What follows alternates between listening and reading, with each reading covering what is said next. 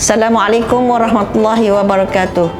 Saya Dr. Fauziah Muhammad Hassan ingin mengucapkan Ramadan Mubarak kepada semua rakyat yang beragama Islam di Malaysia ini. Alhamdulillah, kita juga kena ingatkan bahawa ramai daripada sahabat-sahabat, kawan-kawan, saudara-saudara kita yang masih mengalami genosid di Gaza dan juga di Palestin secara keseluruhannya. Jadi antara projek-projek yang telah rancang, projek-projek dari MyCare dan juga Rose to Rose, satunya ialah untuk memberi iftar kepada kanak-kanak yang menghafal ayat Quran walaupun dalam keadaan yang sangat susah, masih berusaha dengan sesungguh-sungguhnya untuk menghafal ayat-ayat Quran itu.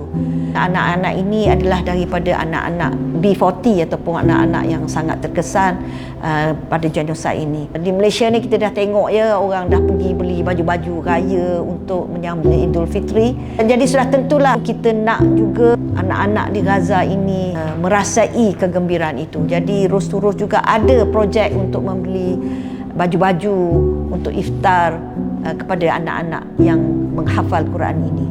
Selain daripada itu, Rose to Rose juga ingin mengadakan iftar juga di Syria. Sebagaimana kita tahu, Syria sekarang ni telah bebas tetapi masih mengalami keadaan yang agak susah ya, dan kita juga ingin memberi iftar dan juga food pack kepada ibu-ibu dan kepada wanita-wanita di Syria. Jadi sudah tentulah kita ingin memberi sedikit keceriaan kepada mereka di bulan Ramadan.